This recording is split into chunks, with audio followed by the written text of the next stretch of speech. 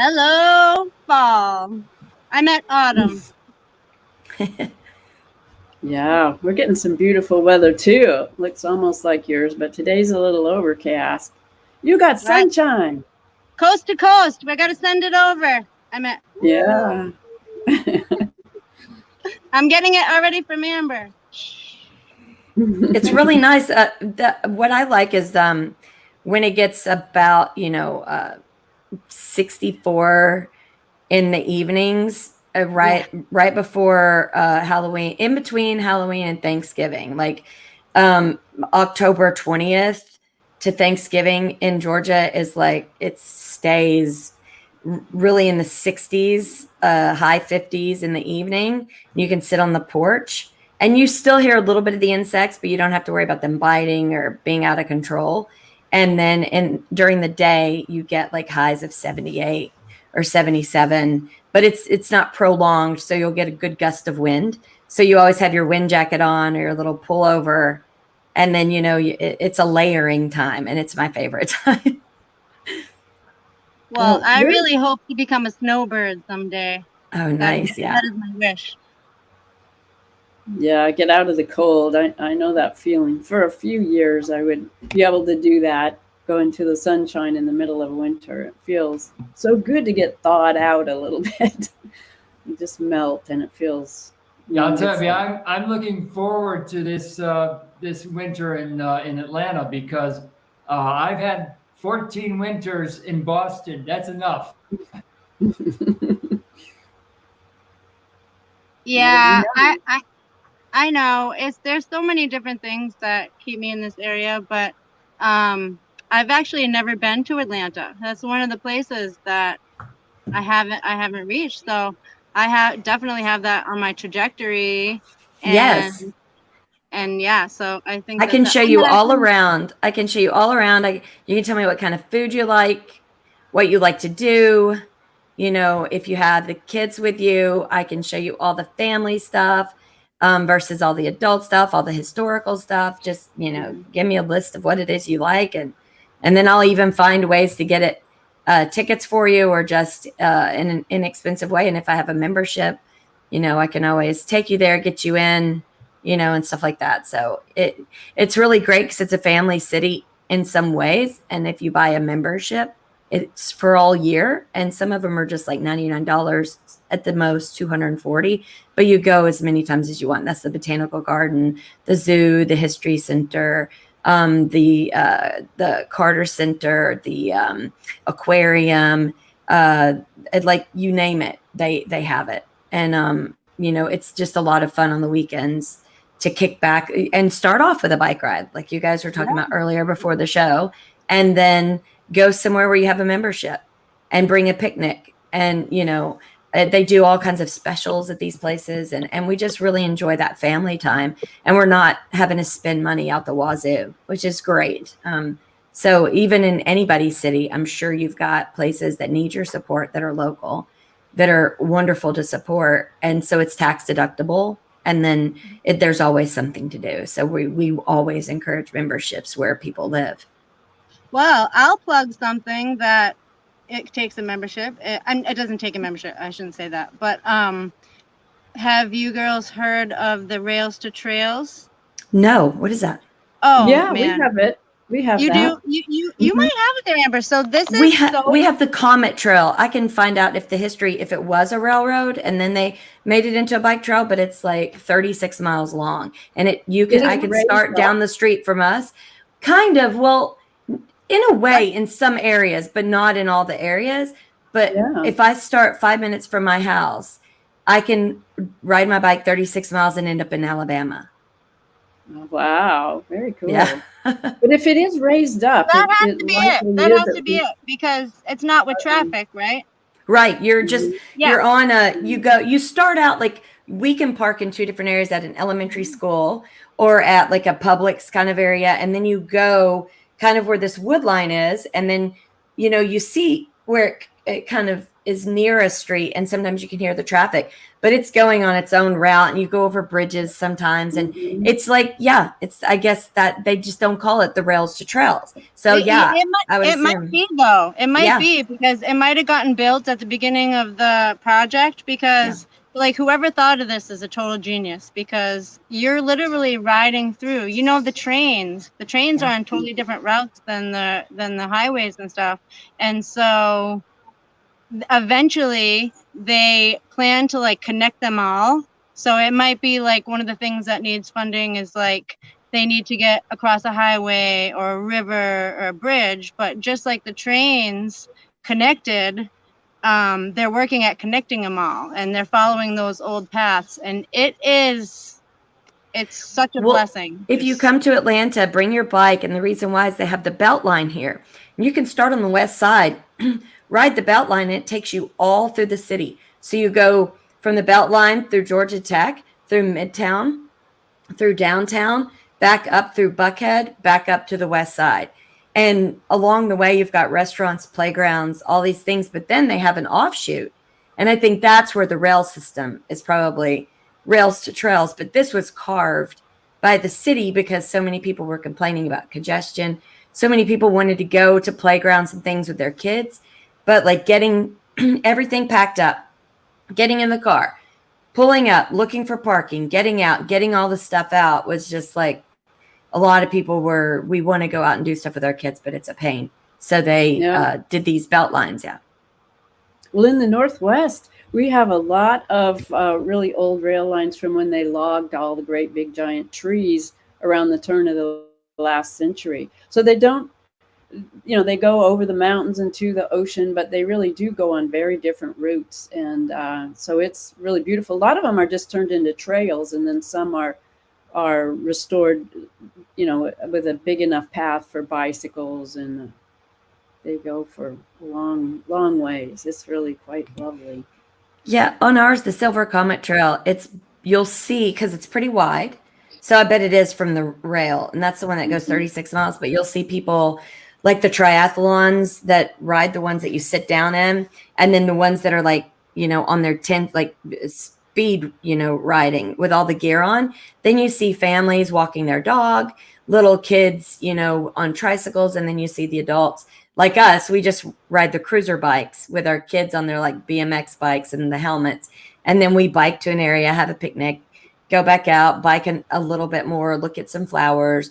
We're trying to get them to point out different herbs, different trees, teaching them the Latin of certain trees and how to spot it, how to spot poisonous things like poison sumac, poison ivy. And so we try to turn it into a teaching lesson as well.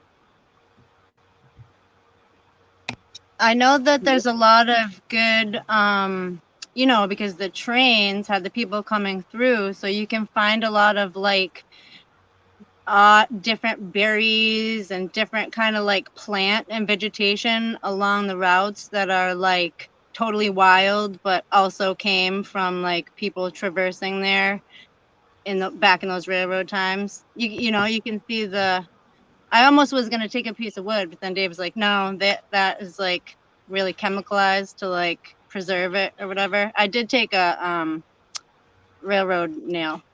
Well, what we do is we'll grab some of the pine cones that have fallen, and for neighbors and teachers and stuff, we will, over Christmas, we'll put lots of peanut butter on it, and then we'll put birdseed around it, and then we'll put fishing wire, and then we'll put it in a little bag and give them that as a present for, what we're thankful for. And then we'll do like a little bag of one mandarin orange, some cloves, some cinnamon sticks. And then we'll tell them, and some dried cranberries. And then we give them the recipe to put like a half a cup of water in that, and then to barely turn it on the stove. And it's stovetop potpourri, and it smells amazing. So we do that with the natural items for, because everyone has to budget. So it's a great way to write. We have our kids write a card from scratch and to give those because they're handmade, so that people that we care about in our life are able to do something for, and they can actually utilize it to make their house smell good and to feed a bird. Well, I just want to add, that's such a great idea, because when we're riding, I'll be like, Dave, just take the deepest breath through this forest, and like the just the taking it into your lung, it's just you can't even Yeah. explain it. So The bringing it pine. into your house, It's too, yeah. the sound The- of the birds. The pines and the trees smell so good, especially if you go riding after a rain. It smells amazing. That's one thing that I want to underline is the point about breathing deeply. Back in April, my co-producer Tyrone Sargent physically grabbed me, pulled me outside of the studio, and said, "John, you've got to breathe deeply." I said, "I breathe all the time, Tyrone. Why do I need to breathe deeply?" But it's true. You've got to spend at least twice a day. Breathe deeply. Mm-hmm. I need that reminder because I'm a shallow breather. And my mom is a shallow breather. And I got it because we speak really fast. And it was encouraged in our house to do debate.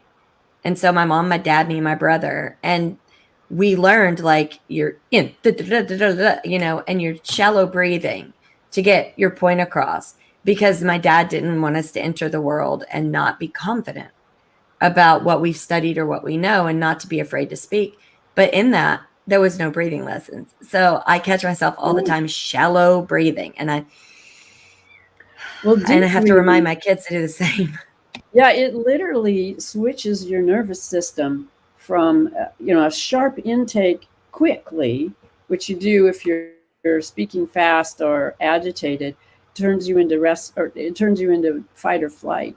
But a deep, slow, deep breath, like a sigh, a long breath, either in or out, can completely reverse it to the parasympathetic system, which you need to restore yourself. And it feels safe. So it can really change everything. Just one deep breath can really put you in a different space. I really like that idea though of bringing the potpourri into your house though, because it's like that's even what we kind of have to do with products, is like have more products that are just from real stuff, either from the woods or the kitchen or a combination of both, bringing the woods to your kitchen to process it, because we've been fed junk for too long, and it's like.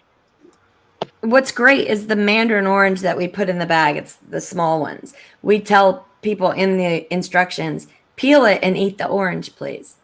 Then only boil the skin of it with the cinnamon sticks and the clove. Don't throw in the whole orange. You're wasting an orange. But it's a process where they get it, they open it up, they peel the orange, they throw it in. They're eating on the orange and then boiling it, and just the house smells like just cinnamony citrus, and it really travels throughout the house. And we tell them after you get the smell, turn it off. You don't have to keep the stove on at all. You can even put it on a warmer that it uses very little electricity. But once you've done that, you can actually just turn it off and you can reuse it. So we reuse ours for upwards of a month. Whenever we're like, oh, I want that smell, we turn it on. We get the smell, we turn it off. Sometimes we'll just add a little bit more water, but it is potent and it lasts for a very long time. Ever make those Christmas tree ornaments where you take a tangerine or orange and stick it with cloves and then it dries up? So next year it's also shrunk down, but it has the orange and the clove smell together. It's so amazing. That's a great idea. Yeah, those were fun ornaments. Yeah, something about the smell of just citrus and pine and conifers and clove and cinnamon. It's just such a nice, comfortable feeling, just like a good vegetable soup. It's just it's one of those nice feelings. They're essential oils is what you're smelling, and they're terpenes, and they're really the ingredients. A lot of healing products are those essential oils, both the smell and putting them on your skin, or there's various ways to use them to release that, but they can make a big difference instead of the fake stuff. Yeah, no fake stuff. And also too, just to speak for the bees, like if you're we were just talking about this nice weather that I'm having here, but it had been really like a cold spell. But it's like funny because the insects all wake back up, they go to sleep, whatever, and they wake back up. And right now, the bees so appreciate any, like, say the rest of the orange, or just, always thinking about, like, we talked compost in the spring and stuff, but always thinking about, what the birds and the even the ants, not necessarily in your house, we don't want them in the house, but what you can share with them. And the bees are loving just extra sugars in the compost, or whatever they can get, which we all love the bees. Yeah, we sure do. Our bees kind of came back. I mean, we didn't see so many for a while, but then we got this little business right on the busy street, and it was called beekeeping, and it had stuff for keeping bees and making mead, actually, and a lot of resources, and it was educational. They had classes and stuff, and so now a lot of people in the neighborhood keep bees, and they're everywhere. They're in the summer. It made a huge difference. We're big fans of carpenter bees, but we're not. Excuse me, we're not fans of what they do to your wood. But we found that we buy these carpenter bee houses, and in that house allows them, and they all congregate in it, and they're safe together, and they don't get attacked when they're all together, but it allows them to make holes in their bee house. So it has these areas where they're going to bore in for their babies, but also inside of it they can bore in, so they can use that instead of using your wood. Then you're keeping them around, and then they don't have to deal with, I don't know if it's dirt daubers, but it's some kind of insect that comes and takes over their where they've bored and laid their babies, and will then attack them when they go dormant or when they hide. So we found getting their own little house really gives them a place to go, because I didn't want to hurt the carpenter bees. So is that like a particular like model for the? Yeah, they have it on Amazon, and you can build it, because I think they even have instructions where you can go on and look to build it. But I was really worried because I don't want to spray anything, because we need paper wasps. And even though I don't like the mosquitoes, I just know if we spray for mosquitoes, it kills a lot of other things. So we were really getting upset about the carpenter bees boring into everything. So when I found the carpenter bee house, I was like, okay, this is great. This is perfect. Well, speaking about wood, I had a story I wanted to share with you today about. I was on a search for biochar to put in my garden as it's done, and to plow it in. And I wanted to find a local place. And I was poking around on the internet, and I found this company that said it made biochar, and it was in Vancouver. So I couldn't find it for sale anywhere. So I just called him up and said, "Where can I get your biochar?" And the guy said, "Well, I'm leaving in a couple days, but if you come in tomorrow, I'll give you a bag or so." And so I went over there yesterday or Tuesday, I can't remember. Anyway, it was so interesting, and I just had this most wonderful conversation about closed loop biochar dragons, and that's what his company did. It wasn't, the biochar was actually just one of the side effects of making this closed loop energy system. But they had designed this burner that transfers, you just feed it wood scraps, from lumber mill or whatever, and it's all closed loop. It pulls the volatile oils out of the burning process. The burning process doesn't have oxygen. It's missing oxygen. So it makes all this cavitation in the wood, and it makes this amazing product that is so powerful in gardens, because it's got all the structure, all of the vitamins that was in there, and then all these little pockets of holes where the oils came out that can ferment stuff. They're little pockets. This works kind of like your intestines work. It's a place to ferment um,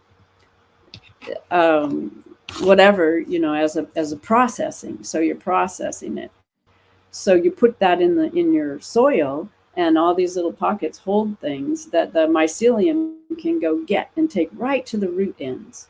So it's so exciting, just the biochar itself. But anyway, this machine makes energy. It makes gas, it makes oil, and it makes biochar. And it's all, I have pictures. Do you have those pictures, John? I sent a picture of me in front of the back of it so you can see into it. But it's like a Club K. It's all made in a container, so you can take it anywhere and put it in, just to burn refuse, wood chips, but they're making ones that are going to be for garbage burning and for burning poop and for all kinds of stuff. The guy that has designed it is just an amazing genius. So it was really exciting to find this company, and he gave me the biochar for free, and I had a great conversation, and I'm going to meet the engineer who came up with this, because he's kind of combined the linear process that we're talking about, John, into this machine. And there's other people that have made it's called a bioreactor, but it's a very exciting, promising field, and I can't wait to share more about it. That's awesome. So yeah, what's so it's the just Leonard? he's Can only you 20 tell us minutes. what the Leonard process is? Oh, that's a long one. That's something that Corky's been working on for many years, but it means low energy nuclear reaction. And it's something that it's a natural process. You don't need uranium to do it at all. And I think that's what's happening in this closed loop system, is we're tapping in to some of those deeper resources that our bodies use all the time. So it is a nuclear reaction. It happens low temperatures, which is under 1,000 degrees, which is what this burning process is too. Without oxygen, it's that same temperature range. And it also makes all the elements in the periodic table out of simple ingredients. Now that is awesome. Yeah, that's what linear does, and that's what this machine does too. So what they use the biochar for isn't only resources for plants, but you can also feed it to animals. They put it in an animal feed too. And I think there's even more about it. And John, I sent you a little video link if you want to play that. But what this video link is, it's showing a process that uses hemp stems, the bark of the hemp actually, and they use this same process which is like cold fusion, or just a burning without oxygen, and they make it's a biochar of the hemp, but because of the structure in the hemp, it makes a superconductor and a supercapacitor, so you can make batteries or a battery charger. And what this video is, it's going very slowly, I hope we can see it, but someone has made a hemp solar charger that can charge a phone in just a few seconds. And you fold it, you can put it in your pocket, and then it unfolds, and you just put it under the sun, and zap, your phone is charged. Have these things come to market yet, or are they still like in research and development? Well, I think it hasn't come into the news very much. But when I was researching this as a farmer, because I wanted to get this process going to make this stuff, which was much bigger than I could finance. But I did find there are places in Dubai that is doing it, places in South America. They're making batteries out of this hemp biochar material. So and biochar kind of came from the Amazon. It was when the when the rainforest would catch on fire, the roots would burn underground, and so the people that lived in the Amazon basin would use that soil to grow incredible stuff. It was just so fertile. I saw a So video on that, Carol, how they did that, and how they had such lush plants. And when people are clearing the rainforest, they don't understand that they're not allowing areas to burn to use that biochar, and that the ignorance is what really harms people, because they're not trying to learn.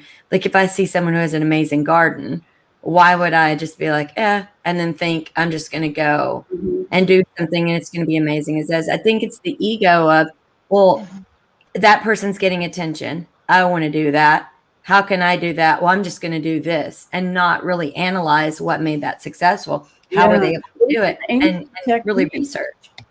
Yeah, it was used very effectively thousands of years ago, and now finally we're kind of understanding it in a different way and can figure out how to do these closed loop systems that utilize everything, every piece of what's in the wood and the fire process to produce. Right. Well, I remember a while back, right when we got into gardening, it was around 2001, 2002.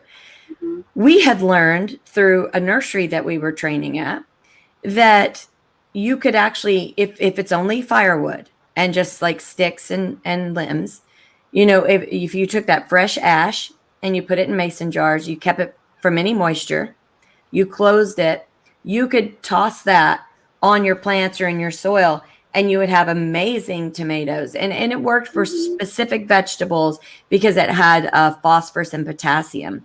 And so the fact that they knew that, and when I mentioned it to like gardening areas, they would try to give me fertilizers instead. They'd say, well, yes, but it doesn't have a lot.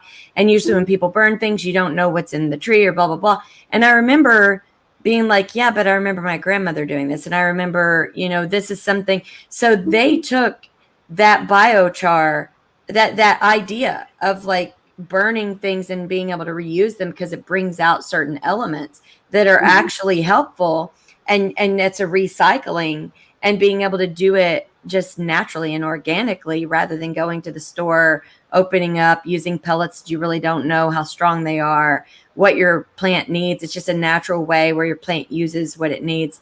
You can't really kill the plant because you put too much ash. I think you can, actually. I think you can put too much ash. It's very potent stuff. And oh no, not the biochar. The biochar, yes, but I mean, like if I burn, biochar can't do anything because it's right. It doesn't. But ashes, I remember I lived in Greece for a while, and they would wash their like linens that you would use to mop stuff up, like in your kitchen. They put ashes in the water and just boil it on the stove. And that would get it really white, like bleach, because it's lye. It's how you make lye. It's how you make. So exactly. It has a really potent positive thing, but you can overdo it too, because lye can be really toxic. So you got to know what you're doing. But all those recipes go way, way back. Yes. And the fact that they dismissed it, and I know in business you have to exploit a product to make money. I get that. But I think that people have to be self-aware. And I think with all these products, they should offer the old-fashioned product.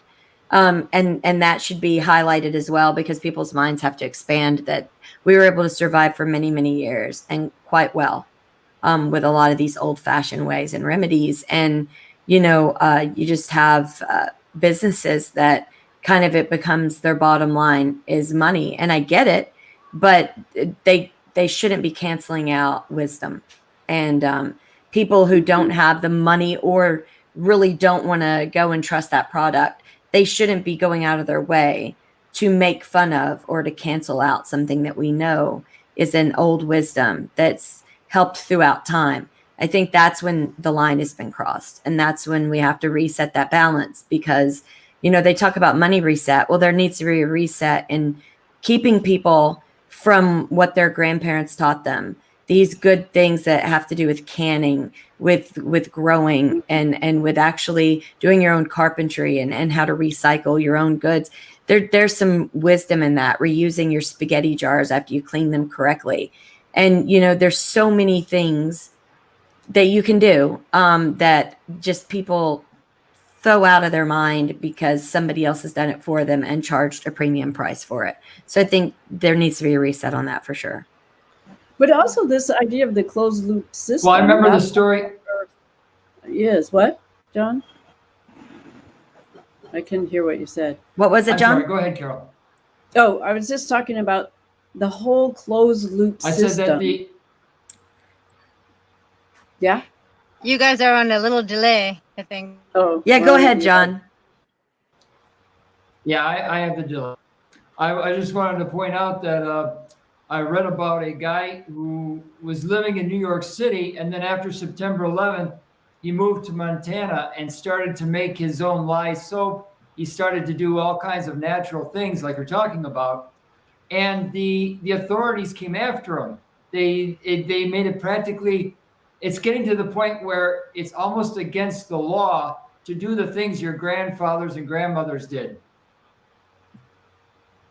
Well, the good news with this little company is that they got a whole bunch of money from the Green New Deal. And I didn't really like it all that it had the carbon credits and all that. And I talked to the guy about why I didn't, but they're financed by our taxes, which is good to make these things and, get them out there. So that's a positive thing. But I don't like the fact that the carbon credits means that you're letting someone else make pollution and betting on that like derivatives. It's a really negative way to finance things like this, unfortunately. So I'm hoping we can keep the technology that's coming out of, some of these little startups. This guy was a military guy too, and he said everybody that worked there was in the military, and I thought that was pretty interesting as well, because I think some of those things that are really exciting technologies that have come from the ancient past are being a little bit hidden from the rest of us, and that it gets financed in a different closed loop system that ends up with all the money in one place. So that's a big concern I think we all have.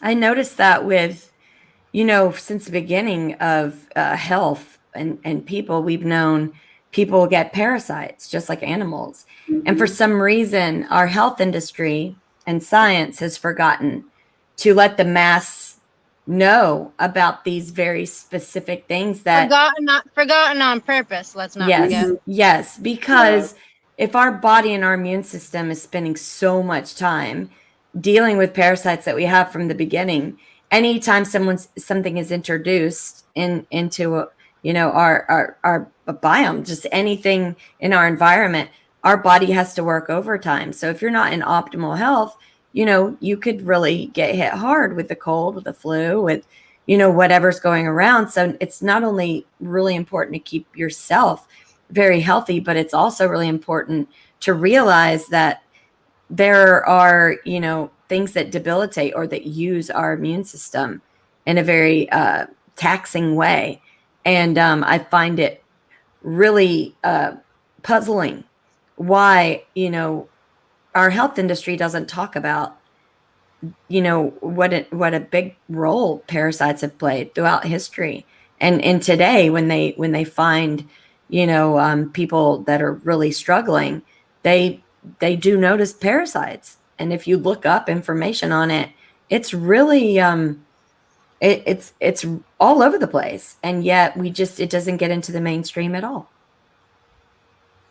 I think you watched that video I sent you. Yes, I did. And I've been watching so many more because now I'm just like, oh, this is so purposeful. It's so sad. Well, guess what? A bee just came and landed on my phone and checked it out for a minute. I'm glad it didn't sting you. No, we're friendly. Good. It's just Fred coming to visit. He's a good Yeah, guy. exactly. He's invited. Yeah. Well, Well, I'll just say with the Carol, about the closed loop system, it just reminds me of like our relationship with oxygen and carbon dioxide anyway, because it yeah, is one of those things that's a very particular balance, you know, whereas we do understand that like oxygen is what part of what gives us organic life, but at the same time, over oxidization can harm and break down. So it's like almost, I guess, similar to fire or something, obviously, because it's like hmm it's a controlled burn.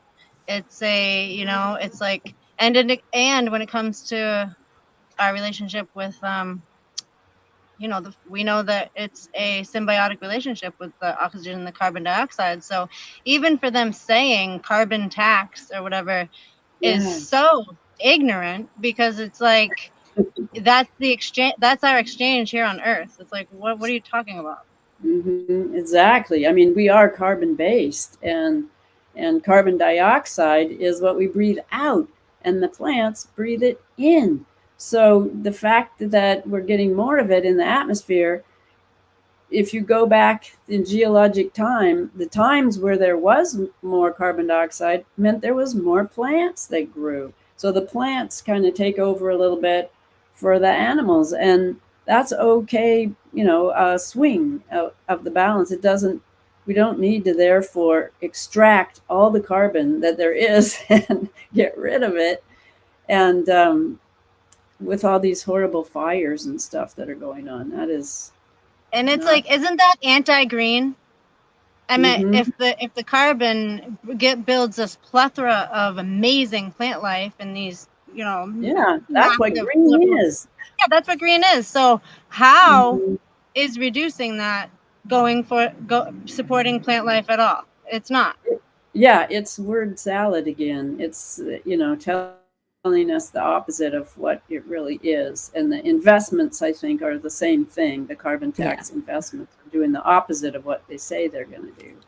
Yeah, So I that's think the it's date. money schemes and Hmm. ways to tax and then use that money in areas that we're not privy to, while problems are not being addressed, like the problems that they say. But it's usually used to keep some businesses out and other businesses in, and then you're not allowed to ask questions because the powers that be have decided they're a good business. Meanwhile, Agent Orange is developed, Monsanto rules the day.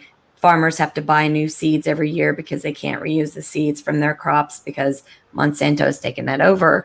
So you have a lot of these bigger issues where people have just stopped asking questions. And if they're told we're doing this because it's best for you and it's best for the environment, they're not following the money trail, and they're not making sure that those taxes and those things that they were told were going to help actually went to that very thing. And in fact, like for an example, when students are told, hey, this money is going to go to pay off your loan. And then it gets all through the news and everyone's like, oh my gosh. But then later it's retracted. Well, it's only for federal loans. It's not for private loans. And then later it'll be retracted. Well, it didn't happen. But then the word has already got around that this money for this stimulus or this amount was going here. It didn't go there. But did they backtrack and make sure that money wasn't used elsewhere after it had been proclaimed to go to this one area? And it's that, Yeah, instead of taking shell us far. game. Yeah. It's a weird shell game where everybody thinks their hopes, dreams, and desires are being met. And if someone says it out loud, it's great. And I think we're not, people have been trained to listen to what someone says rather than their actions. So they're not looking at what people are doing. They're only listening. It would be like me saying, I just love you. You're my best friend, except I never call. I don't remember your birthday. I forget whenever you call and you need me, I'm busy. Anytime you've had an event, I couldn't make it. But when I needed you, if you didn't drop everything, you weren't my good friend. Like, if I analyze that, I'm all talk, I'm no action, and I'm demanding, right? So that's not okay. And yet people seem to be okay with that, with their government, with leadership, with, people who just want leadership for leadership's sake. And they Yep. don't even make sure to keep their friends and family in check when, they're being so much of a giver and everyone else is taking.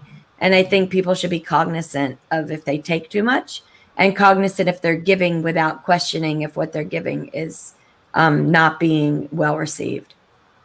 And if those same friends were in charge of their money and the decisions that are being made to, govern their life, I think that they would be paying more close attention to that friend. But Yes. somehow, if it's just this distant ruler that says, like, they're just totally off the hook from any level of detective work, just because the talking heads repeat it over and over and over and over. Yeah, one thing I remember growing up was it was a big rule in the house. Talk is cheap. Talk means nothing. What are you doing? If you say, hey, Dad, if we clean, can we go do this? And I say, okay. And then I buy the tickets. And then you didn't do your part. And then I say, well, we just wasted money because we're not going. And you throw a tantrum. I'm going to remind you, talk is cheap. Talk is cheap because you own up to your end of the bargain. I own up to mine. Everything's copacetic. If your action isn't backed from your words, and your yes doesn't mean yes and your no doesn't mean no, I'm not going to take you seriously. And the more you do it, the less respect I'm going to have for you and the less I'm going to believe you. And because your character is showing me one thing, but you're wanting me to see you as somebody that you're not being at all. And so that was a big lecture, and I hated to get lectured. Oh my gosh, his lecture would go on forever. But literally, it was so important, and it's so important to teach kids that it's their actions. It's not what they say. It's your actions always. It's so I saw funny. some comments. Oh, I just I wanted was to just going to say, that just helped trigger something I was trying to remember. Thank you. I wanted to comment. There's some comments going on that I glanced on, and Charles wanted to know what the company was in Vancouver, and it's called Low Coal, LOCOAL. So it looks kind of like local, and it has a picture of a raindrop. And the machine is called a rainmaker. That is in the thing, and I think Biomancer had some good comments too about ashes, that we gave up the ashes for all the fertilizer. It was a sad exchange. Well, another thing that I just wanted to add when you were talking before, Carol, was that it seems to me like they not only don't let them use the felled trees for the stuff like the biochar, but they also want these combustible, dry trees to be sitting there just waiting to catch fire while they reroute the water. I wonder why that is. Well, it seems to be a horrible, destructive direction. And yeah, I don't think paying the people that are doing that so that they can buy the carbon credits is going to change it. We got to change it in a bigger way. It just will lead to more of a hierarchical system. And I mean, it's natural. It's already natural for humans, for animals to be hierarchical in nature. However, the same people who complain about there being a lack of fairness, don't leave the least behind, we're doing this for the collective, for the greater good, seem to always float towards this hierarchical system where it doesn't matter who it affects.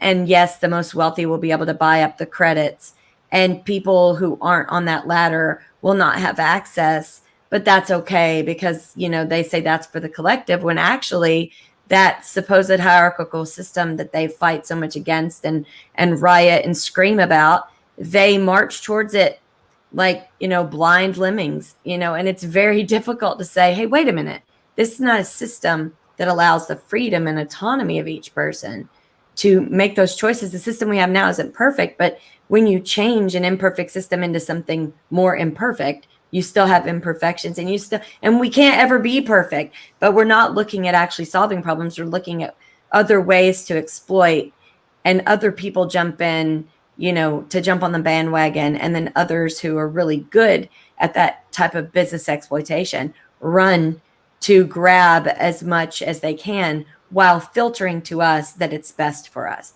because it's actually best for them. And we have to have that discernment. We have to have an understanding that that's okay, but we shouldn't be force fed stuff that's only good for a handful of people. That's not okay. Yeah.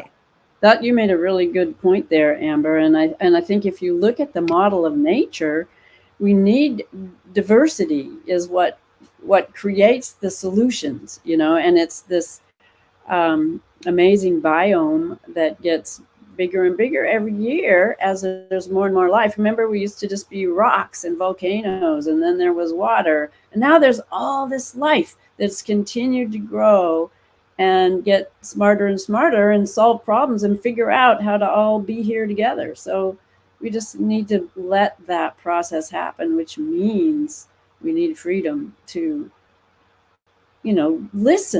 listen and hear what the answers are, because they come to us all the time.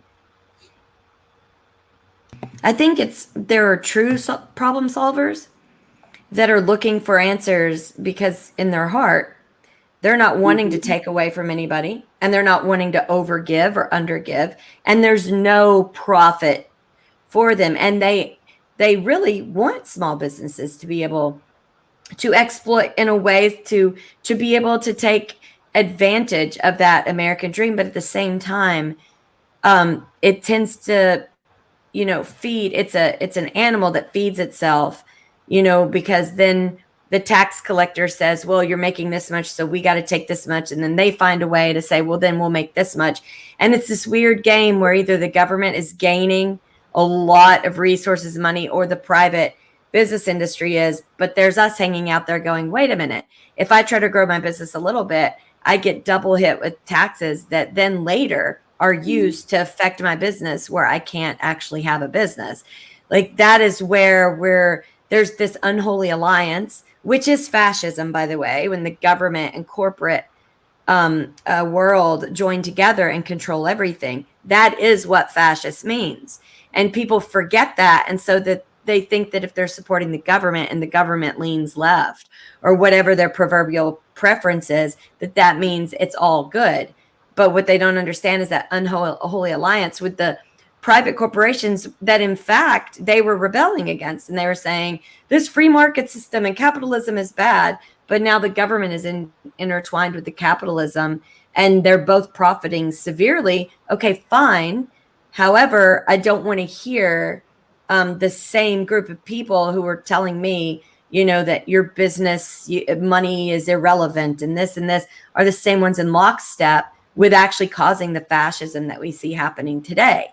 And so they have to have an understanding of what that is, what that looks like. And everyone should be supporting small businesses and understanding that there's nothing wrong with going out and earning a paycheck whatsoever. It's that you get caught up in this cycle where if you try to make your business bigger, you're put in these situations where you have to either become a monolith, take out lots of loans and be part of this cog in the machine, or you have to stay small. But then this new kind of unholy alliance gets to make regulations for you where you got to buy carbon credits to go and do gardening for other people. And then it's you suffer, your business suffers what you make, but then the people who put that into our scope are living on the high hog.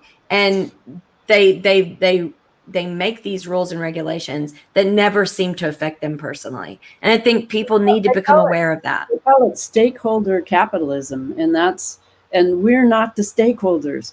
Everybody's a stakeholder. The government's a stakeholder. The agencies are a stakeholder. The foundations are stakeholders.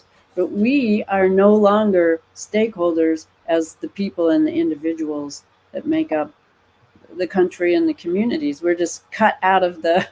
That is fascism. That is fascism. And people don't understand that we are living with the way that the private industry and federal government have joined together. That is literally what fascism is. So I'm so tired of everyone calling each other Nazi and it's also racial division.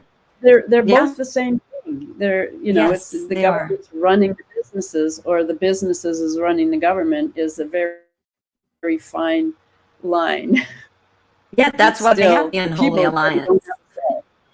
Yeah, that's why Well, they have this unholy alliance, because it benefits them. And we just need the American people to say, wait a minute, here we are calling our neighbor a fascist because of who he votes for, when actually we're living under a fascistic society right now, and we're not even questioning that because the media that has that unholy alliance with our government are telling us what to believe.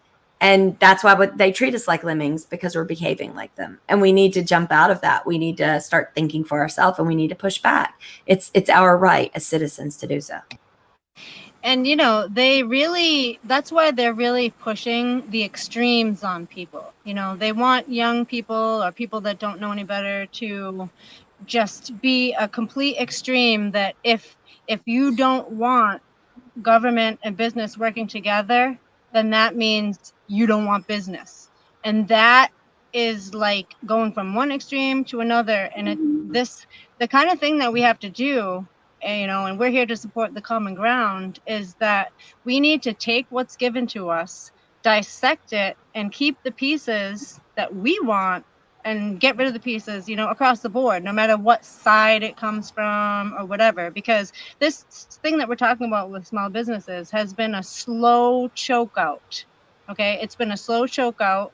And starting with these very convenient and whatever plazas, not starting, but whereas people used to be traveling and come into a town and spend money there, instead it's just like the so say you're like, what do we do, right?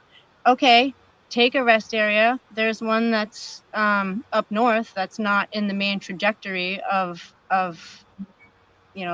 Main Street America in any way, but they have small business in their nice rest area. It used to be the New Hampshire liquor store, so I've been going there since I was little, when it was just kind of like, you'd be like, oh, boring, what's here? Liquor, gotta go to the bathroom, whatever.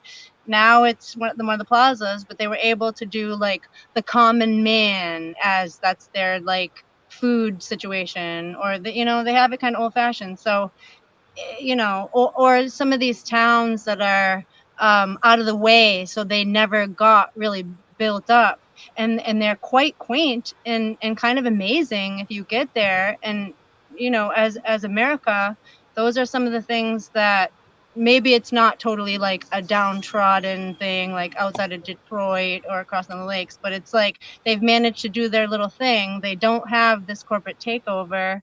That it's kind of like, if we can, like archaeologists, way, kind of go in there, and instead of inundating them with some like, oh, you got the wave now, it's like, oh, let's build up what was here. Let's take this little downtown or whatever area and bring in the people in the area that are crafting, distributing, giving services for like health and different stuff. Like, we can totally do this. And the fact that we recognize what has come in and kind of subverted us, and that's where we don't go to those extremes. We say, okay, your plaza's here. If I need something, I'm gonna go there. But I'm consistently imagining, if this was my plaza, I'd be doing da da da. If Well, I talk to the whole thing, like, we can get beyond this. yeah, Tara, since you mentioned that, let me tell you about this amazing thing we do every fall. So it's in North Georgia, in Blue Ridge. Now, what's really great is they still have a railroad, and we go to the pumpkin patch. Now, this is really cool. So you go there, you get on the railroad, you take like an hour, 45-minute trip out to the pumpkin patch, and they give a historical thing, because in these mountains was marble. They still have plenty of it, but that's what built a lot of the marble you see in historic museums all over the United States. But what's really amazing is you're going on this open. They have some of the carts that are open and some that are closed, depending on how cold it is during the fall months. But you've driven there, you stop where you park before you get on the train, is this little like 3-block town. And every store is its own store, like a local coffee shop, local stores for jewelry, for clothing, for you name it, they've got it. And for candy making, or for, just different artifacts and artisan, people coming together, and they have really quaint restaurants. There's no chains, like restaurant chains, store chains there. And everyone will get there about an hour early and park and walk around and shop. And then they get on the train, and then you ride out for 40 minutes, and then you stop at this huge pumpkin patch. And as part of your ticket, you go and everyone gets to grab a pumpkin and then take it back with them. But what's even better is you stop off at this other little town, and then you have an hour and a half to walk around. There's playgrounds, there's restaurants, there's like little theater things, and just really cool, little shops. And then you get back on the train and you drive back in. It's like a 4-hour venture, but it's so on its own. And there's so many little spots like this all around United States. And I think would that, love that. I yes, would be in a heartbeat. it is Wait, so much when fun. Is that? When is that? It's already started, and it goes until almost December, and then they switch it. Ours is October, November, then they switch it to like a Christmas theme. But the pumpkin patch is really great because the kids love it. They're like, "Oh, I found the best pumpkin!" And sometimes you have to carry it, and it's too heavy, and you're like, "Why'd you pick that one?" But you're like, "Oh my gosh!" But it's so much fun. It is such a blast. Yeah, we have an island that's kind of at the confluence of the Columbia River and the Willamette River, so it's really fertile. And so there's a lot. It's just a island of farms, and they have a number of these pumpkin patches, and you can go out and go ride on the wagon and pick your pumpkin. And then they have great produce and beautiful flowers. You can pick your own big bouquet and come home with a bunch of squashes, carrots, beets, whatever. It's just wonderful. And they have carameled apples and corn on the cob. Yeah, we do it every year. We love going out there and having a fall is my favorite. Harvest fest. We all wanna celebrate the harvest.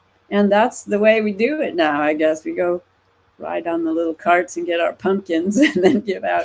Usually when I find corn, I'm like, is this GMO corn? I'm like, is this organic corn? But they have, the big long corns, and then it's so sad if they're like, I don't know. And I'm just like, oh, but it's just, I grew up going to the fair and having corn and eating, pumpkin pie and really just enjoying everything in the harvest. And it's one of the most beautiful times also. And I think people have just kind of gotten into technology to the point where they forget there's just absolute beauty all around them every season. Well, we and in the short days, we need to take advantage of the sunlight.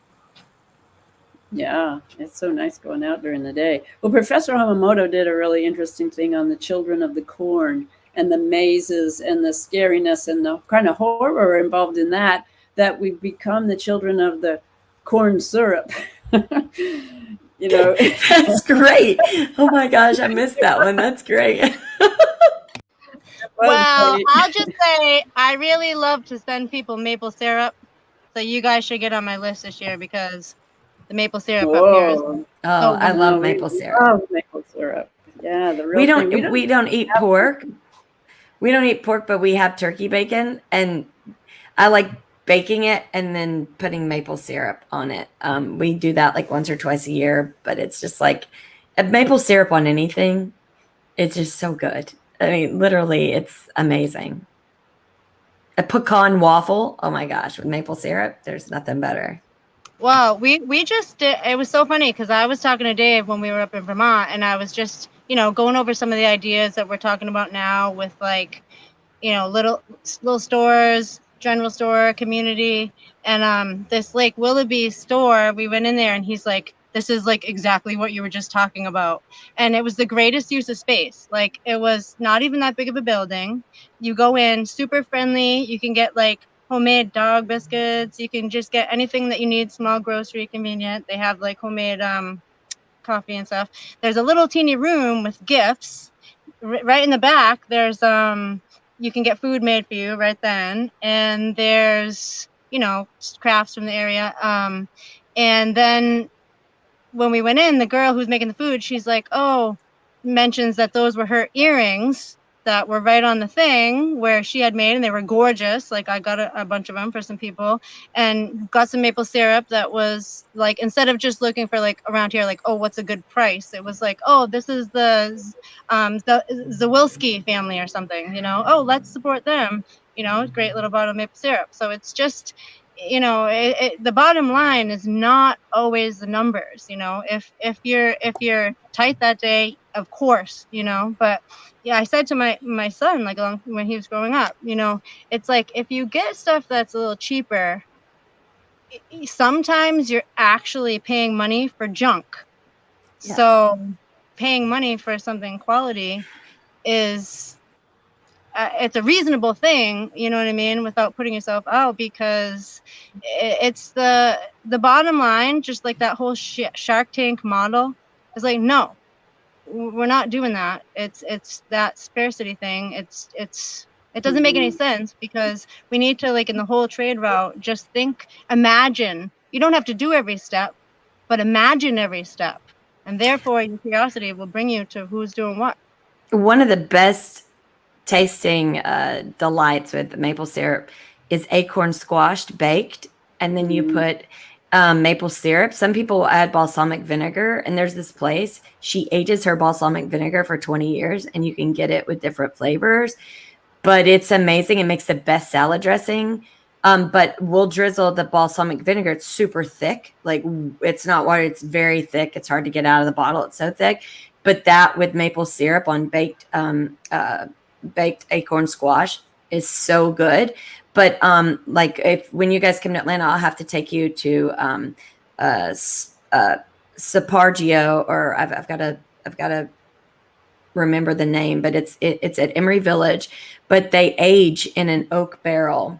Their balsamic and their olive oil, and so you can get like rosemary, olive oil, garlic, olive oil, and you get to taste it. But one of the 20-year-old balsamic vinegars, it's like $20, but it is so amazing when you take it, and then you add balsamic vinegar with olive oil, a little drop of lemon juice, and then either raspberry preserves or crushed raspberries, and then mix it up with a little salt and pepper. It makes the best balsamic vinegar, a raspberry balsamic vinegar, or just doing it with the balsamic vinegar and the olive oil and salt and pepper. It's the best salad dressing. Or just toss it with mozzarella cheese and little cherry tomatoes and basil, whole basil leaves. It's one of the best summer into fall, just taste explosions. Like, just some of the most simple ingredients, tossed together is amazing. And it's more flavorful than if you cooked it all day. I just want to add our two examples, because the other part that I forgot that the store had, and just imagine if that was your little store, Amber, and you'd be like, oh, just throwing together some stuff from the garden, do. The people are like, chew. And, this place, it was a little bit off season, but I meant it was just off season, but they also have, you can get your food and sit in the back on picnic tables during the nice weather with a little ice cream window. And who doesn't love a little ice cream window? Well, Yes, I want to exactly. use your point about the maple syrup. I'm sorry, I've got a 2 No, second go ahead. delay. Go ahead, John. Go ahead. Are you saying you want the maple syrup? The maple syrup brings to mind a comment that one of our contributors, I think it was Mrs. Hunt in the chat, said that small businesses in rural New England are dropping like flies. And why is that? Because the small businessman or small businesswoman adds value. They're giving something that community wants or something that the community needs. The government doesn't, and hand in hand with it goes with the Fortune 500. They don't want the small businesses because they want everybody to be on the grid. They want everybody to be part of a Fortune 500 or almost the same thing, part of the government.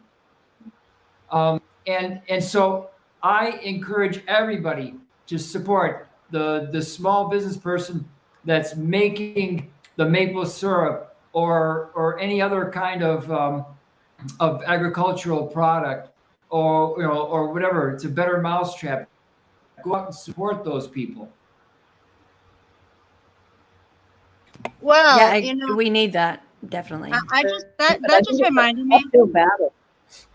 It is, and So it just reminded me of this example of someone that like actually, how like we all have running interview. I don't know. I think we all do because we talk. Like there are people in the community we plan and would like to talk to. There are people, we like to talk to people. But speaking of the small businesses in New England, one of our favorite spots here is York Beach in Maine, and it's a lot of these beach areas, tourist areas, they do a really good job of keeping the chains outside of the general area, which is really nice. But there was this just long running little pizza shop on the corner across from the kind of York carnival type thing, and Spar I'll think of the name. But anyway, so some time ago, Paros. So some time ago, this force that you're talking about showed up into the town and literally like drove them out in ways. So the reason that I know this already without interviewing him is that he didn't give up his property, right? They drove him out, I'll tell you, but he put up stuff on the windows explaining, I came from a communist country. I was a valedictorian in my class. These people came in and drove me out by coming in and saying, "Oh, you need to do this construction thing. Oh, okay. You get started breaking everything down. Oh, okay. Now you don't get the permit for doing the da-da-da." We know the story, the way they come in and push them out. So what happened in this little community is that the Woods family, okay, so I haven't really looked into this yet, but the Woods family came in, and it seems to me like these chain entities were like, okay, if you won't take chains in your area, then we'll come in under the Woods family. Whether that's a real family or not, I don't know yet, but probably, but they had these people come in and force out the pizza place, force out the ice cream place, whether, I don't know what kind of deal they offer them first or whatnot, but it's just, he has a pizza place in some other area, but he just, sometime I just want to do film because it's just like his resistance right there, and the business that they literally took away from him is just, it's something that shouldn't be forgotten, really. It's very sad what's going on. We're under assault right now with the program of starvation and high taxes. Yeah, that's a nice combination. They're going to charge us for what the pandemic has cost everybody. We get to pay with our taxes to pay it back. So, meanwhile, nobody can afford to bring the food to the grocery stores.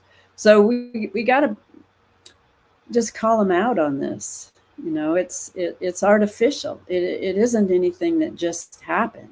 It's been planned for a long, long time. And so we need to keep pointing the fingers. I woke up this morning remembering that when I used to drive to the farm every day, I would go by this giant, we don't have any army bases or military in our whole state, basically. But there was this great big place with a huge multi-story parking lot full of tanks. And there were a bunch of helicopters parked, and I looked it up, and it's Army Reserve Depot. But why do you need these, multiple story parking lot full of tanks in the middle of Oregon when there's no military here? So I think it made me want to go, grab an Osprey and go have lunch and start talking to some of those guys having lunch like George does. What's up with this? Why is this big depot arsenal giant right in the middle of practically the city, but not quite? It's on the edge. What do you guys think is up with? I would assume it's strategic and it's on the border, and it's like if we were invaded, it's a place where they would have it just in case we were dealing with another country coming What are we going to be onto invaded the. by? Canada? Canada's the only I don't thing- know. I think it's just how militaries prepare, and in most countries you'll have all those depots right there on the edge of the seaboards. I don't know. But this isn't a seaboard. We're not on the seaboard. There's no. Okay.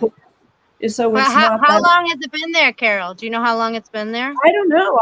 I saw it a few years ago, but it makes me think of it's ready for the UN to come in and start. Have you asked any of the locals? That's the fear.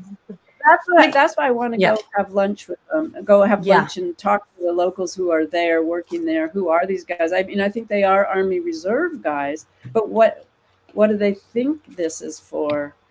It's just it just popped into my head, that memory this morning, that we need to keep our eyes open, and we need to point the finger and say, why is this here? Who's in charge? What's going on?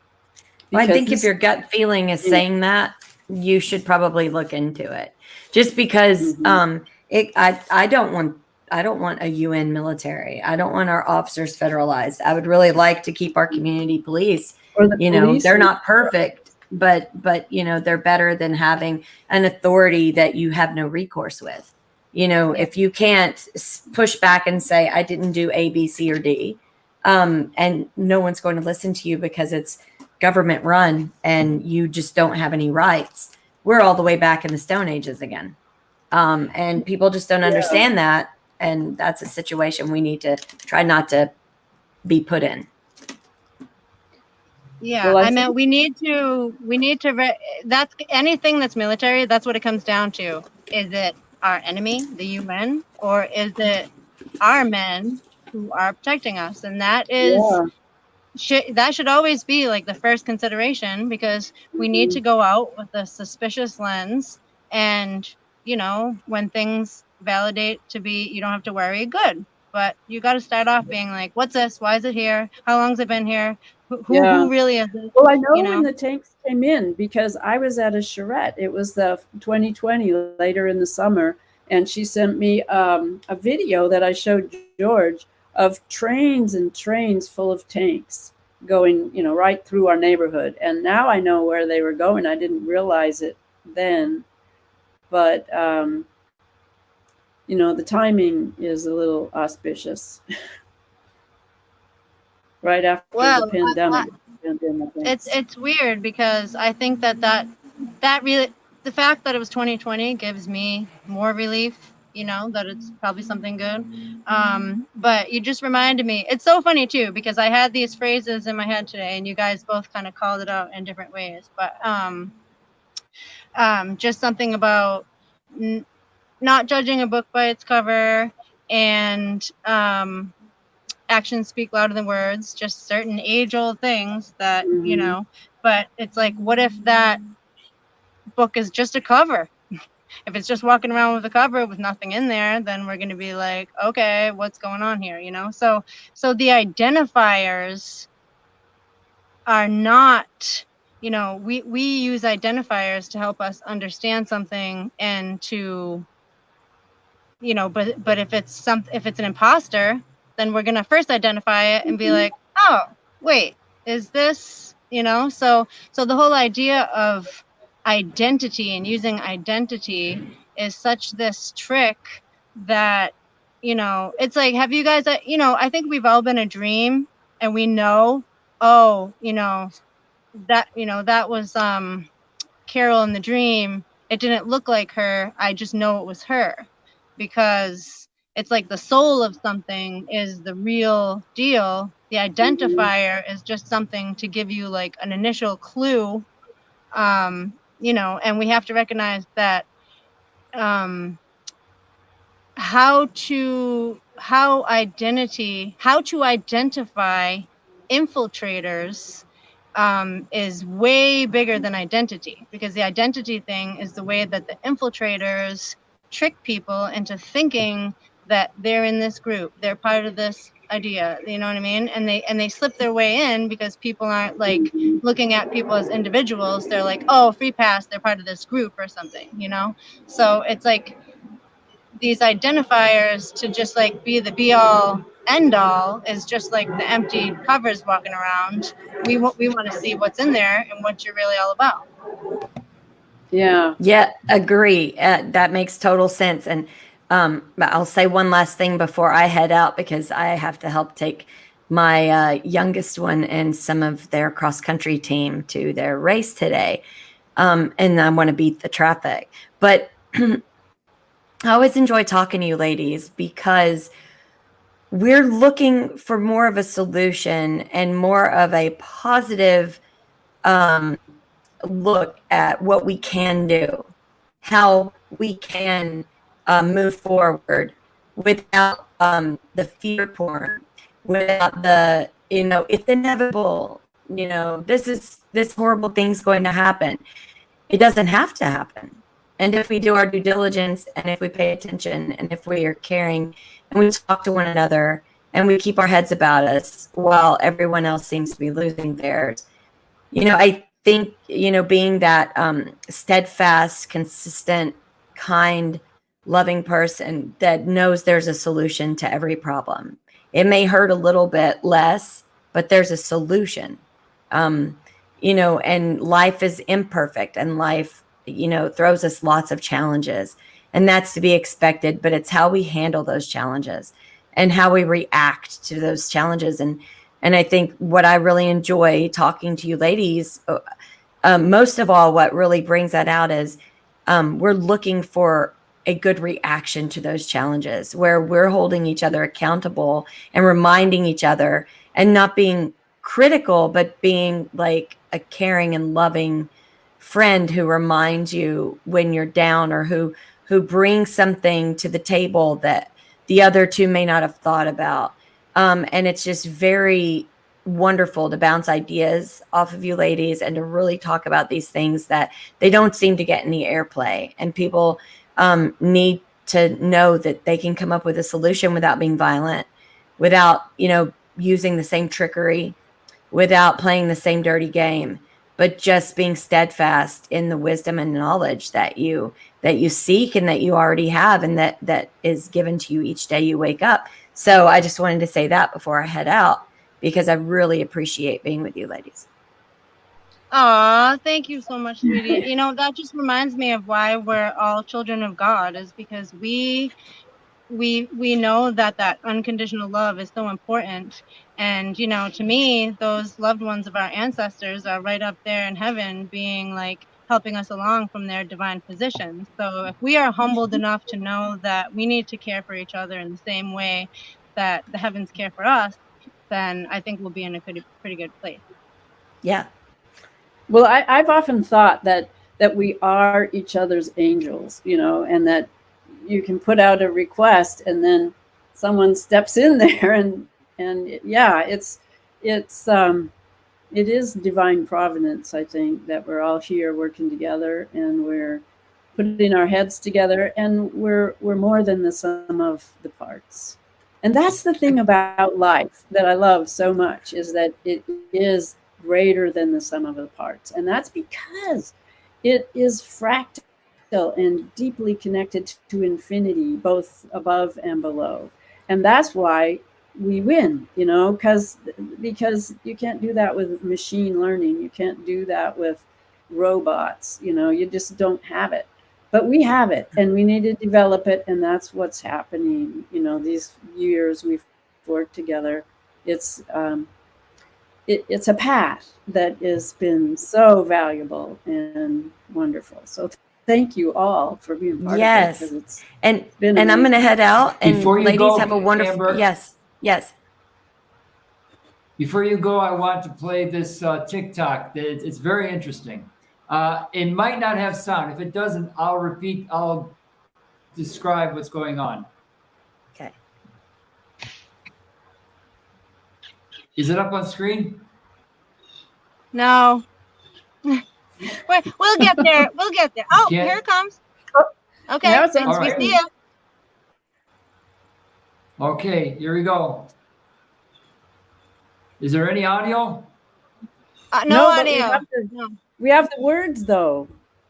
Oh, I have a. I have a Well, wild she's theory. talking Watch about this this. little See spaceship what you think. in the new logo. In the new logo for the DNI, there is a airplane, different kinds of airplanes, an F-22, a B-52, but then there's this little spaceship, and what is this little spaceship doing here? And it's Wow. very interesting. I'll put the link in the description. I strongly encourage everyone to go look at this and share this TikTok. It's very good. Yeah, I named it Trickery. And I found it, I think late last night, and it's very interesting, her take.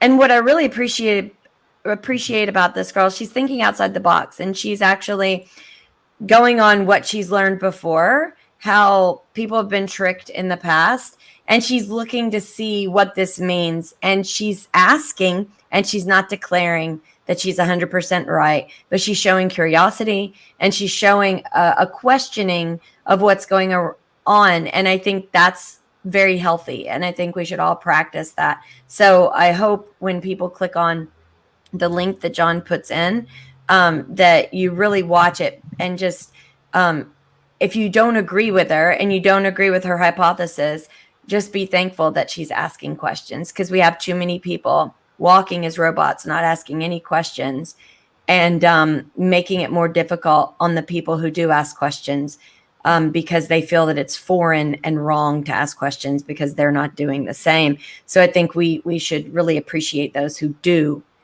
ask, and they're not declaring, they're asking, how does this make sense? This is what I'm seeing. This is what's strange, but it brings up a lot of points. And I hope you ladies have a great weekend. Okay. I'll see you later, and enjoy family and enjoy the weather. Okay, you too. Have fun with the Bye. littles. Bye, Amber. Yes. Bye. Bye. Bye. Yeah, that's so great. I'm going to modify my. You're gonna modify what? Oh, you're a little laggy there. I'm going to modify my business card. Last week I said I was going to have 1,000 business cards that said turn off your TV. I'm going to put below turn off your TV. Wait, turn off your TV. What was the rest? Questions. Turn off your TV and start asking questions. Is that it? I think that's a good message anyways. Yeah, that's good. I like that. That's a good card. So today I am actually, okay, so I was lucky. I'll just tell you a little story if he's frozen. Oh, John? Okay. Okay, that's all right. We learned this from Max Headroom back in the day. Anyway, so this is Dave's shirt, 1776. I'm very excited to be wearing it because my birthday, I was lucky enough to be born in July, the best month. But as those that know me, sometimes I'm a little slow. And this year we were particularly busy during July.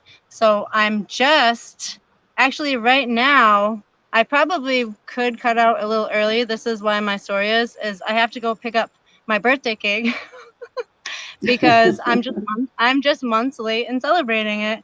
And so, it's like, that's one of the reasons why and what we're going to do is we're going to do My Country 'Tis of Thee, all the great American, and I want to print the words for the kids and stuff so that we can do our Pledge of Allegiance and all this good stuff, because we know this like the back of our hand, and we want to pass it on, because nothing has ever rung truer than the freedoms that we need to hold on to now that were preserved for us in the past, Constitution, Bill of Rights, and all this stuff.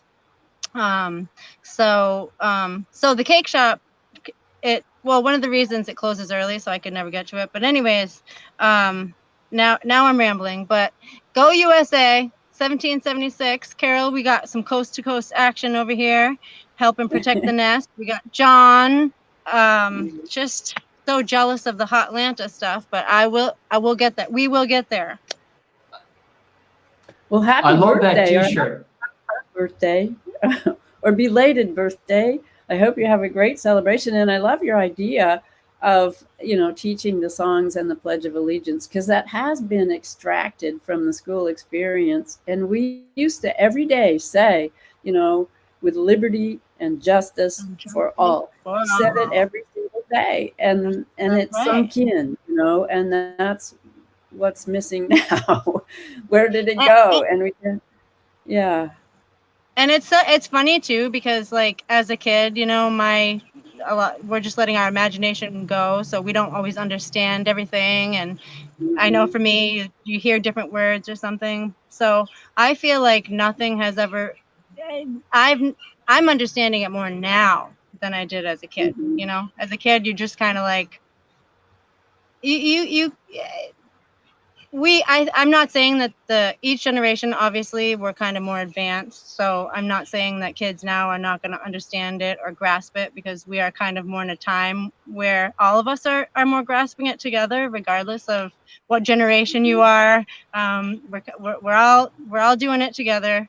And so thank you guys. And really the birthday is for our country that we're celebrating, because I'll just throw something out there, is that I was born the day that the tall ships came in.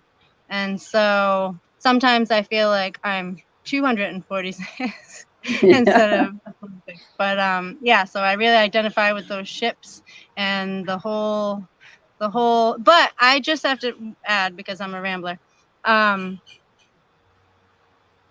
Did you guys know that Norman was born on Woodstock? Not at Woodstock, but while Woodstock was happening. No, I didn't. No. You did. No, I didn't know that. You didn't. It's just so awesome, and he's so musical. And I have this diary from like 6th grade where I was like, it was the 20th anniversary of Woodstock, and I was like writing in there, I was like, in so many words, just really understanding that it had to do with freedom, So I feel like freedom, it's so much more than an idea, it's something that it's like the lifeblood of us here on earth. It's like we need to love it, we need to protect it, we need to consider it all the time. It's so important. Well, I've often thought Well, that. the last time I saw it, go ahead. Oh, I was just going to say that I've often thought of us as kind of the fife and drums troupe, with the broken legs and playing the flute and marching along kind of crooked and just trying to make things happen.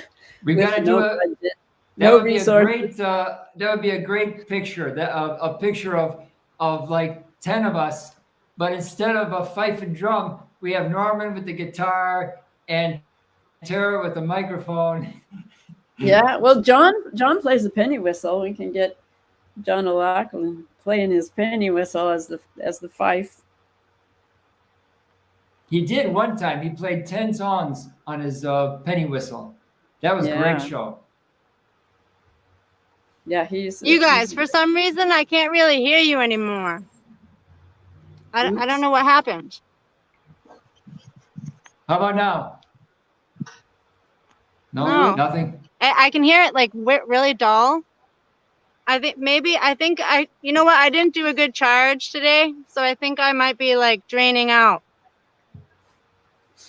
Well, we can still see you. No, I can see you, but I can hear you like way softly. Like the audio went down. Should I cut out? Well, while you're.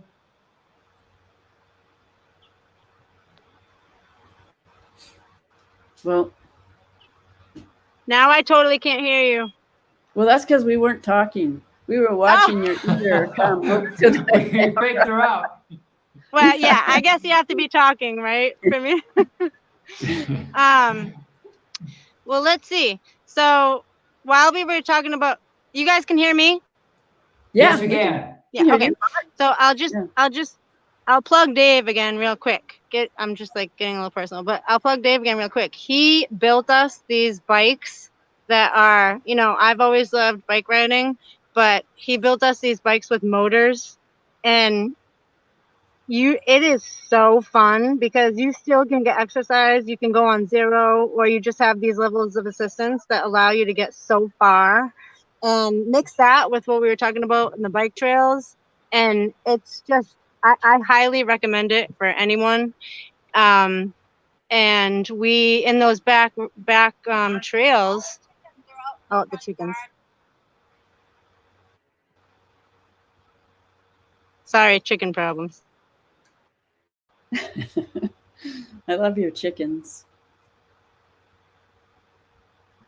Anyways, I highly suggest it. And we've seen some beavers that were like before dusk carrying big trees to their awesome, amazing thing they're building.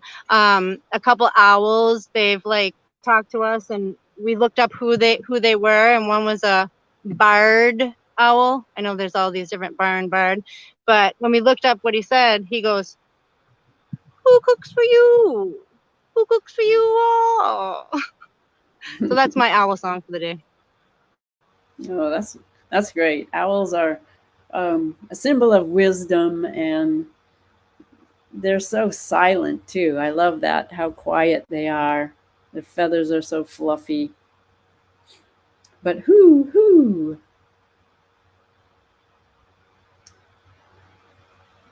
The bell tolls for who? I think that I should cut out you guys because I can't hear anything that you're saying. Okay. Well, we'll miss Do- you. I know you said you were going to have to leave early to get ready for your birthday. Yes. Well, I'm gonna go get the USA cake, and it's gonna say this. Oh, nice. I'm not giving Circle. away the flavor yet because there's people listening. But anyways. Okay. Well, anyways, I don't want to be handicapped here, so thank you guys so much. It's been an Thank you, awesome Tara. Friday hanging with you guys, and I will talk to you soon. Okay. Bye-bye, Tara. Okay. Bye. Thanks, everybody. Happy birthday. Thank Have you. a fun party. Happy birthday. Thank you. Thank you. USA. USA. USA. USA, USA. Well, Tara brought up a pretty good point, and J.M. Kirk in the chat underlines it again. What are we doing with the freedoms that we have left? And I want to start off that discussion by saying, why do you and I, Carol, why are we working on this website? Because as Harry the Greek points out, our liberties are very rapidly disappearing. At 6 o'clock tonight, I'm going to do a special broadcast on Harry the Greek. He says his latest story is the most important story he's ever done. And so everything that we've talked about up till now comes down to J.M. Kirk's question. What are you doing? What is your best friend doing to restore somewhat the liberties that we've lost? And because if we don't use the free speech we have left, if we don't use everything we've got now, it's not a good situation. Well, it reminds me of the Who's down in Whoville. We have to lift our voices and all become heard. and somehow, we got that message earlier on than some, and there are people waking up, and it's so frustrating because we've been studying this stuff, so thoroughly for years now, and it's the time lag is just maddening. But I think it is happening. I'm getting the idea that slowly the word is getting out, and that people realize something is wrong. Something is But wrong. we need a few more people, just like in Horton Hears a Who. They got the one little creature to Little one. the baby, Mhm. and that one little bit tipped the scale. Mhm. And but I was very proud of myself. Back in April, I did a good meme. I took the Dr. Seuss book, Horton Hears a Who, and I changed it to WHO. Yeah. Well, that's exactly the who that we're trying to talk about. Yeah, there's the good who's, and then there's the bad who's, and the whodunits. Now we know who did it, so Yeah. everybody needs to know that. Well, I have a little sort of prayer that my husband used to say. He was studying qigong before he died and was becoming a teacher, and he loved this little prayer. So maybe we could end today, and I'll just recite it. It's quite lovely, but it's: hair touches sky, feet stand on earth, body relaxes, mind expands. Be respectful and quiet. The heart is clear, appearance is humble. Let go of all thoughts, of all thinking. Mind expands into infinity space. Feel your entire body within. Your entire body is harmonized with chi. So it's just a lovely thing to remember that we are batteries. Our hair is up in the atmosphere, and our feet are on the earth full of minerals, and we are the connection between those two things. And what we think matters, what we do matters. And I think it doesn't have to be everybody that understands it. I think the more we understand and the more we broadcast just from within, that message is passing on. So that's what that's kind of a nice ending. I couldn't agree more.